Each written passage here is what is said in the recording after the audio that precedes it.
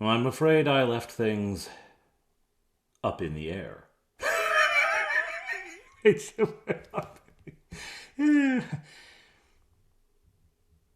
Sorry.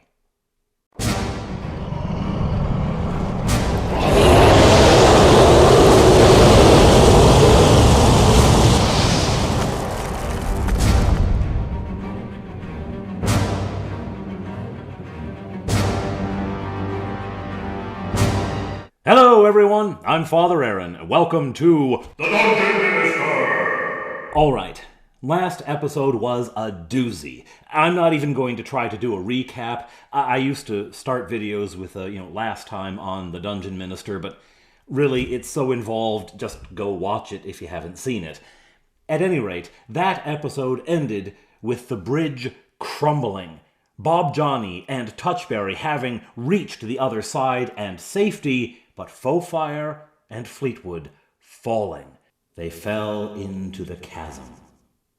How far into the chasm? All right, okay. Those of you who were watching and really keeping note of everything that went on may have noticed the skeletons, not the skeleton warrior who was on the bridge to start with, but later that warrior summoned help. When he got down below 20 hit points, he summoned backup, essentially, and he animated 4 skeletons. Skeletons of warriors that he had defeated in the past. Those who had come to challenge him, whom he had cast off the bridge to their deaths.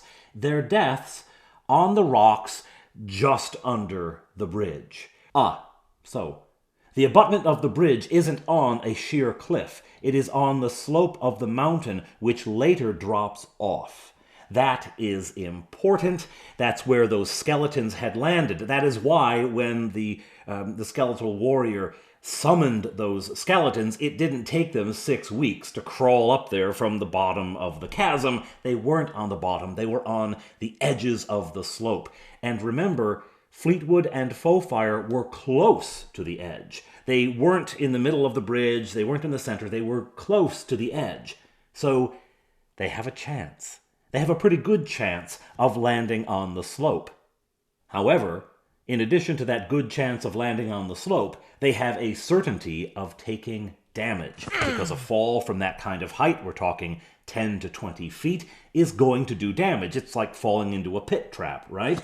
And the Dungeon Master's Guide says that falling into a pit trap that doesn't have spikes or any other dangers, just falling that distance can do anywhere from 1d4 to a 1d12 of damage.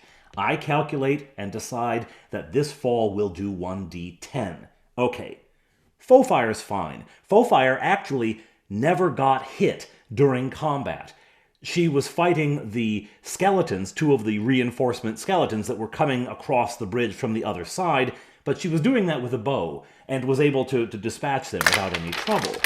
Because she was paralyzed by fear, she was never involved in direct combat with the skeletal warrior, although she did deliver the killing blow, but again, using a bow, she was never close enough to be harmed by him. She had taken no damage. So she's going to be fine. If she falls and hits the mountainside, as long as she doesn't then slide down off the edge into the chasm, she'll be fine. Fleetwood had 9 hit points. 9 hit points he's down to, and I'm going to roll a 1d10 for damage. Then I'm also going to roll the chances of them sliding off the cliff to their death. So, yikes. He might be in some trouble here. The bridge crumbles. Down they plummet, smashing into the slope of the mountain, some 15 to 20 feet below, and they take damage. They take 5 points each. Oofda. Again, for Fauxfire, no biggie. For Fleetwood, he's now down to 4 hit points, and they are sliding down the slope with all of the rubble from the bridge. Do they catch themselves? Can they stay on? Dexterity check. Well, again, for Fauxfire, no trouble. She has a dexterity of 17. Bada bing, bada boom. She grabs on. Not an issue. Fleetwood? Oh. Of all the times to roll a 3, he, even in his battered condition, perhaps because of his battered condition, the desperation with which he now functions, he grabs on to some crevice, some crack, some outcropping of rock, and is saved. The rubble of the bridge tumbles away below him. He gets pelted by a couple of rocks on their way down, nothing serious, and he holds on. Whew. Well, that was close.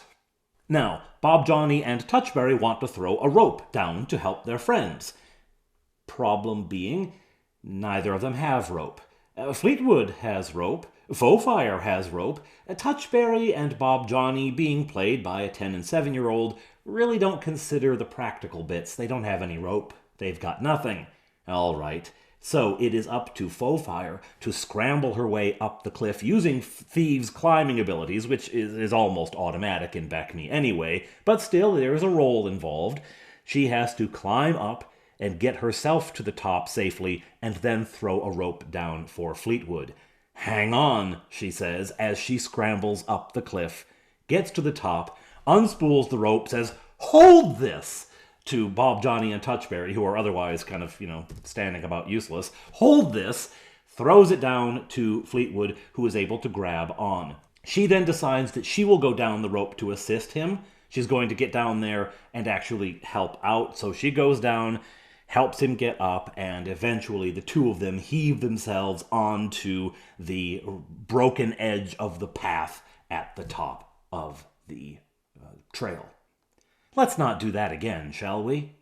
Dusting themselves off and breathing a little easier, they look across the chasm.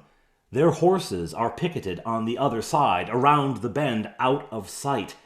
How are they going to get back to them? What's going to happen to their horses and their mule? They begin to seriously worry about the well-being of these animals. But as they are gazing across this space, just into the gap, over the chasm, appears a ghostly figure formed out of mist, gathering together, the figure of a warrior. He stands. He is young and handsome, powerfully built. He looks at them and bows slightly. Then they feel a cold chill, something passing through them, literally. From behind them has run another figure, another ghostly shape passed directly through them, and they felt a chill as it passed. It is the figure of a young woman who rushes to the young man, and they embrace. He then takes her hand, looks at the four heroes, points to each of them, and then points beyond them, up to the mountain behind them. Up to the very peak, he points. Then points to them again, puts his hand on his heart, and they both bow slightly and vanish. Oh, now we know where the treasure is. It's got to be up there, at the peak of the mountain. Now, this mountain peak they saw in the last glimmerings of the light because night is falling. Remember, they left the wizard's place first thing in the morning and traveled up into the mountain, found the bridge, fought the skeletons, and defeated them. All of that has taken the day, and now night is falling. It is becoming quite dark. The light of the sun, of course, is still hitting the mountain peak, so they can see the peak to which this skeleton was pointing. But it's getting very dark down here in the valley, so they begin looking for a place to camp. They don't want to camp right where they are because they're on a path that leads toward this bridge, or what used to be a bridge, and on either side of it, the ground falls away, so they can't camp there. So they decide they're going to go a little further on this trail as it leaves the chasm. First of all, the sort of paved cobblestones vanish. That gives way to a natural path, and that path begins to hug the mountain. It's going around that bulk of mountain. Going around it, it's going to corkscrew up to the top. Yeah, I kind of do like that. It's sort of, I don't know, cartoonish, I guess. But, a path that corkscrews up the... I like it. I like it, so buzz off. Anyway, so this path is going to go around up the mountain, and that means that they've got at least one side without a deadly fall on it, and that's where they decide to camp. They go up a little ways, they find a place which is a little wider, there's a little more space. and there they make camp for the night. Now, I decide nothing is going to happen over this night because the area around this bridge is so cursed. It's so known to be cursed that no one comes here. And, the first night that the monster's gone, it's not like all the other monsters are like, oh, let's go. They don't know he's dead. The news hasn't spread that this skeleton has been destroyed. So, again, things aren't showing up in this area. So the first night, without incident, which is good. It gives them all a chance to heal up a little bit. I always do a 1d6 plus 1 if they get a good night's sleep. If they have shelter, if they have proper rest, if they're not interrupted a whole bunch. So they're able to get a good rest, and they all roll a 1d6. But before going to bed, Touchberry does use his sword, which has healing properties. He uses his sword on Fleetwood and brings him back up around 10, I think it is. He rolls pretty well for the healing. Brings him up around 10. So Fleetwood in the morning is somewhere in the low to mid-teens for hit points. Bob Johnny, who was also at 9, ends up also in the sort of mid to low teens. And now actually Bob Johnny's a bit further down. And the next day, the sword has another healing charge in it, and Touchberry uses it on Bob Johnny to bring him up a little bit. Okay, they have their breakfast, they memorize their spells, and the ones they choose, Bob Johnny chooses Magic Missile and Charm Person, Web, and Knock, while Fleetwood chooses 2 Sleeps and 2 Webs. He's going all combat. Now, what are we going to do? Our horses are on the other side of the chasm, and Fleetwood is determined to get the horses before going to get the treasure. He really wants those horses back, but there's no crossing this chasm. And climbing down into it, I mean, they're not at the peak of the mountains, but they're not at the base either. There's a long way down, and they're not going to be able to get down there and then back up. It would take Fauxfire forever to climb down and back up using the thieves' climbing skills. And even as sure or near sure a thing as the thieves' climbing ability is in BECMI, eventually she'd roll high and fall. So that's not a good plan. Not a good plan. Not if you're going that distance. All right. So what are we going to do? What are we going to do? Well, the only path you've got is the one you're on. One end of it goes to a broken bridge. I guess go the other way. They go the other way. And they begin making their way slowly and painfully around the mountain. At some point, I decide they're far enough from the skeleton's old stomping grounds that I can begin rolling random encounters. Nothing particular comes up. At one point, I do get unusual. Unusual. All right. What unusual thing do they come across? Now that'll be fun. As they go, they come to a place where they can see there used to be a path here that crossed the chasm. They can see there used to be a ridge of rock that occupied the space between 2 mountain peaks. And across the way, they can see the remnants. There is another path. This isn't a huge gap. This is maybe 40 feet, something like that. They can see across. There used to be a path here, but either over time through erosion or in some cataclysmic event, perhaps the cataclysmic event that created the skeletal warrior and destroyed his bridge the first time. It was later reassembled by magic, but perhaps the event that destroyed that bridge the first time also crumbled this.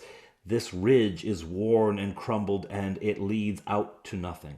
There's no way to safely cross it. They can see the other side, but they can't get there. This is a major fly in their ointment, because Fleetwood's intention had been to take this pass, which used to be the pass into the Vale of the Blade, to take this pass and then find the other safe pass that, remember the wizard had said, take the right-hand fork, that's the safe way. It takes much longer, but it's safe. To find that, retrace it, find their horses, come back, and then this way again to look for the treasure, right? He wanted to get the horses, but that path is not available to them. Okay, what are we going to do? It is as they are watching that across the way, standing on that remnant of a path on the other side of the chasm, they see a dog. A dog, sort of a tawny-colored dog with black eyes, wagging its tail, tongue lolling, looking at them, cocked head. They're looking at this dog, and then it vanishes. It's just gone. Now it's on the path on this side. It's right over there. Hello, dog. It's gone, but now it's over there. Gone again. Where? It's back on the other side of the chasm. Of course, it's a blink dog. Okay, I rolled up a blink dog. Blink dogs are lawful, they are good, they're not an evil presence at all, so he just plays with them for a little while. He pops in and out, he barks at them, he wags his tail, and then he's off. They go through the day without any further encounters, and they end up around to the other side of the mountain. They are now 180 degrees around the mountain on the opposite side. And this is where they are as the light fails, and they find another decent place to make camp and do so on the ledge. I again roll for random encounters for the night. Haha, something is coming. And this something coming is something I had planned. Well, what I had planned is if there is a nighttime random encounter, if something comes upon them while they're camping, this is what it's going to be. And what is it going to be? Darkwings. Darkwings are a creature from the creature catalog that was given to me by Ryan. You may remember a couple of episodes ago, the mail call. Well, in that huge box of books was included the creature catalog, and this is the first creature who's creeping out of that catalog into our game. They're wretched. They come swooping at you out of the night, surprising almost all of the time, and they attempt to carry you off so they can eat you. They're pretty wicked things. Essentially what they are is what gargoyle makers had in mind when they made gargoyles. That's how I picture it. Green skin, black wings, horrible faces. They're disgusting. And they live in whole nests, and they send out, wings of troops out into the night to hunt. Well, they have sent 4 this night, and they swoop down upon the camp. Fleetwood is on watch when he is hit. No warning. No warning at all. He is hit out of the darkness. Boom! The darkwings hit him, rolling their attack. All right, well, one of them hit. The thing is, if 2 both hit, they can lift a human-sized target, which would include an elf. If 2 hit, well, only 1 hit. The other one went sailing over him somehow. So I tell the player, just before this thing hits you, you see it out of the corner of your eye, and you twist, and it just narrowly misses you. Its wing slaps you in the face as it goes by, but as you watch it go, bam! You're hit from behind by another one, and you take 4 points of damage as it bites into you. Battle on. Now, one of the snags here is I don't have any minis for Darkwings. I don't have any Darkwing minis. I don't even know if they make Darkwing minis. I don't know if the Darkwing was introduced in a module or if it's unique to the creature catalog. Now, one of the other things in that creature catalog is the Saber Claw. And the Saber Claw, I know, was introduced in the module Saber River, which was also in the box from Ryan. And I was paging through that module, the Saber River from Ryan, when I saw the Saber Claw and remembered I had that module as a kid. I didn't have many, but I had that one, which is why that cover was so familiar to me. So, anyway, that's excellent, because that was a cool module. I wanted to have minis because, well, again, the kids like it, and when you're talking about complex combat with things flying through this way and that way, it's hard to keep track of it otherwise, in your head, where these things are. Even on paper, trying to track it down, it's just easier with minis. But I didn't have any, Darkwing minis. I could use the old unpainted orcs that I've got kicking around. But I thought, no, you know what we're going to use for the Darkwings? Halloween candy. We've got plenty of that right now. So I decided that the Halloween candy was the Darkwings, and we put them out on the table, and if you defeated a Darkwing, you could eat it. That motivated them. We all roll for initiative. Of course, Fleetwood screams out when he's hit, and everyone wakes up. So we're all grabbing weapons, getting ready, rolling initiative, etc. The initiative roll is largely to see where the players will stack up against each other, because the darkwings are going to have the initiative. The first two have already hit. 2 more are on their way in. By the time everyone wakes up and gets ready, they will be on top of them, and in they come. First one dives at Bob Johnny, the other at Fauxfire. They sort of miss Touchberry. He's tiny. They kind of miss him in the hurly-burly at the beginning, which is to their own detriment. At any rate, they dive into those two. Fauxfire's hits. Bob Johnny is saved by his armor. This thing tries to claw him. 2 claw attacks, both just rake across his armor, and it flies on. Fauxfire's hits and grapples and bites, and is hauling at her, and is calling another one over to help it to carry her off. When the player's turn comes up, and in comes Touchberry. Oh, no, you don't. Slash! This thing lets go, screaming, as the furious halfling charges into it, sword swinging, and does, it's like 7 points of damage or something like that. They think, oh, it's dead now. No, it's not. Oh, no, they've got more hit points than that. But it does take back to wing and gets itself in the air. This becomes a major source of annoyance for Touchberry, because he's got his sword out, right? When something happens, his first reaction is pull out the sword, and he used it to good effect. But in my game, if you want to switch weapons, it takes a round of combat. You lose your turn of combat as you resheath your sword and get your bow ready, okay? He doesn't want to lose that round. But with the sword, unless they come to attack him, or unless they land and stay landed, he can't really do anything.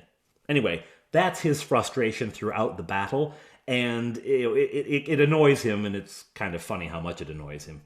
Don't tell him that I said that. Sorry. Fleetwood uses his turn to fire web at a darkwing which is swooping toward him. He fires web, the thing flies into the sticky strands and tumbles harmlessly onto the path, now stuck really to the side of the mountain and to the path. That one is out of commission. Bob Johnny, meanwhile, starts trying to swing at the ones diving at him. This combat is ferocious. It's really hard for them because these things keep attacking and then flying away, right? And none of them have their bow out. Even Fauxfire, who normally defaults to the bow, has pulled her sword. So it goes on and on. Eventually, having tried to grapple Bob Johnny, there are 2 of them on the ground, and Touchberry is finally given a chance to get back into the action, and he stabs at one and hits for a good, decent amount of damage, and Bob Johnny webs the other one. He uses his web on the other. So now we have 2 webbed, and Fleetwood decides to employ sleep on one of them. It has landed, and it was trying to take Fauxfire off. With another one, he sleeps the darkwing. He's worried at first. I don't want to put Fauxfire to sleep, but then I remind him Fauxfire has too many hit dice. She's not subject to your sleep spell anymore. Okay, sleep. Down goes the darkwing. And they've got 3 of them now that they can pretty well auto-kill. The 4th one, I think it's Bob Johnny, gets on the wing with his axe. Maybe it's Touchberry, I don't remember now. But they finally defeat the 4th of them. And then they go around and just, kill the other 3. At the end of this, both Bob Johnny and Fleetwood are again in danger territory, right? Because they hadn't had that many hit points to start with. So they're brought down a bit more. This is going to be the tale of this whole adventure. This whole session is going to be Fleetwood and Bob Johnny hugging the bottom range of their hit points, and Touchberry somewhere in the middle. Fauxfire begins getting knocked down as well. This whole adventure ends up being about, resource management, essentially. Which of our players has to hide this round to try to get better, right? To try to stay out of danger. Anyway, the rest of the night passes without incident. That was incident enough. And the next morning they awake. And, what do? We keep trudging on. They memorize spells, same spells this time, and keep going. Where they are, there's a fold in the mountain, and the path curves around so they can see the arc of the path ahead of them.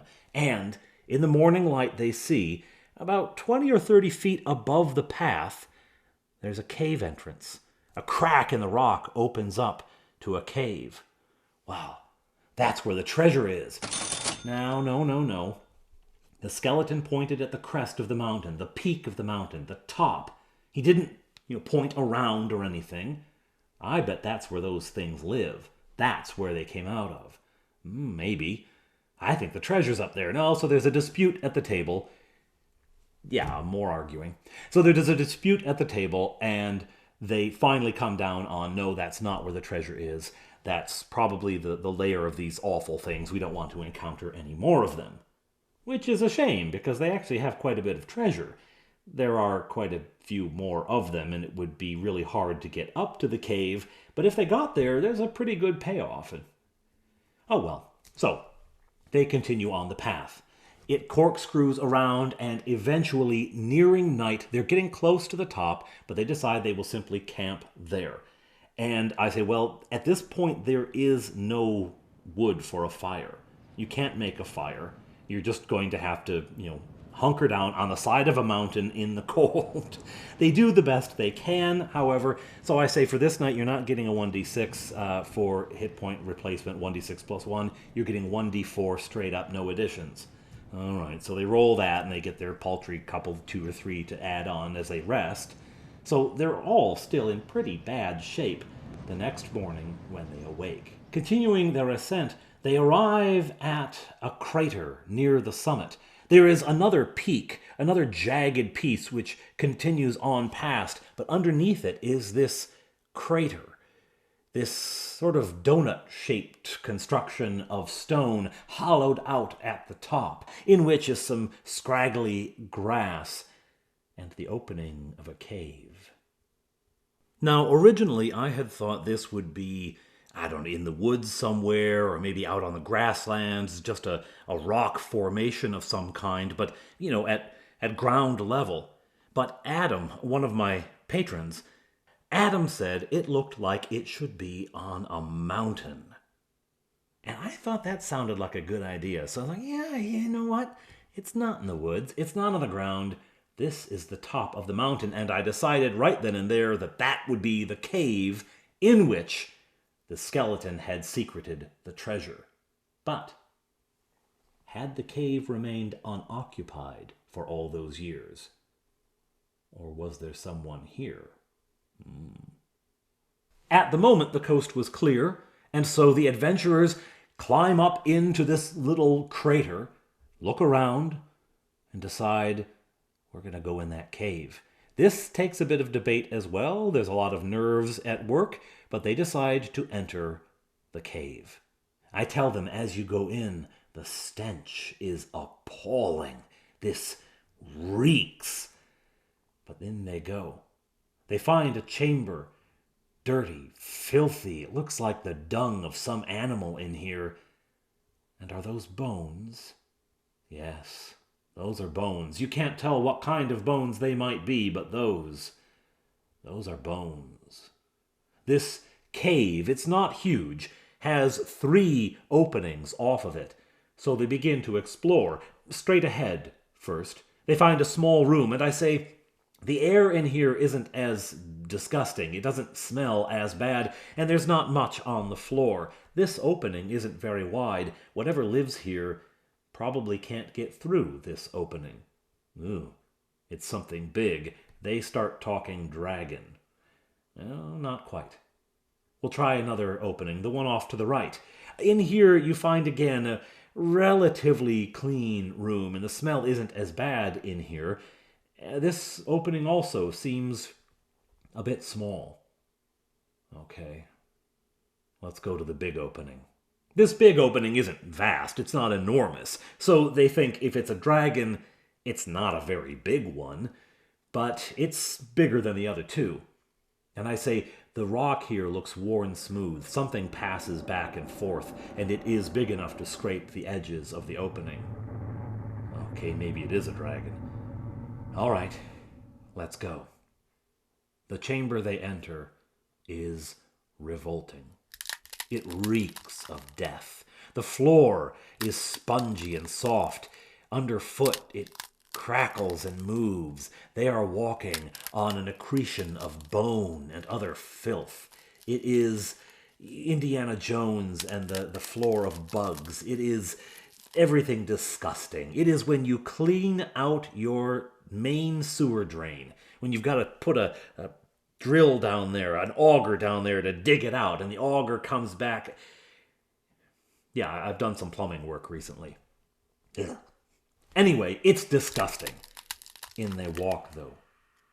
They see no creature. They see no animal. There does appear to be a foul nest of some sort, heaped up with rags and those are clothes.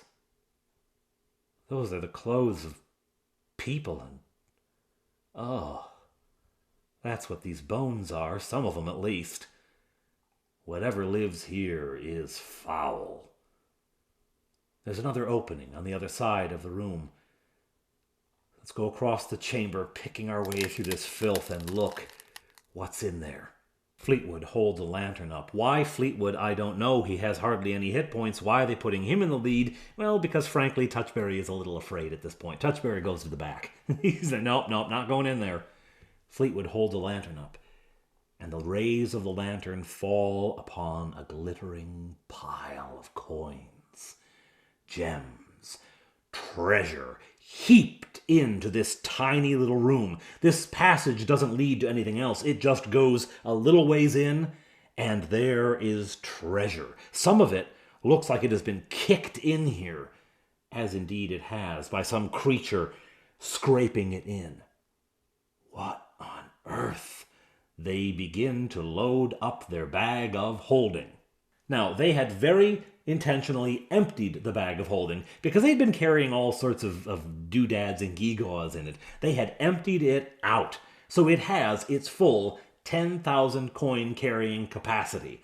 And they begin filling it up. I say, what are you filling it up with? You see silver coins, you see electrum, you see a little bit of platinum, you see lots of gold. What are you going to start with? Well, grab all the platinum we can.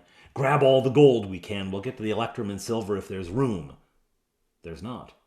There's not even enough room for all the gold. Once you've scooped in as much platinum as you can find, you start scooping in gold. I'm not going to count the gems. There's some gems, like 24 gems, but they're so small, I'm not even going to count them. You can scoop in, but it's too full now. You've never seen the bag of holding full, but full it is. Oh, how much is left? There's more left than you've put in the bag. Oh, this is a good haul. Okay, all right. How are we going to get it out of here? We don't have horse... They have saddlebags, and they also brought saddlebags empty with the express purpose of filling them with treasure. We don't have our horses. We don't have the saddlebags. What are we going to do? We're stuck on a mountain with treasure, and we can't leave. And eventually, whatever lives here is going to come home.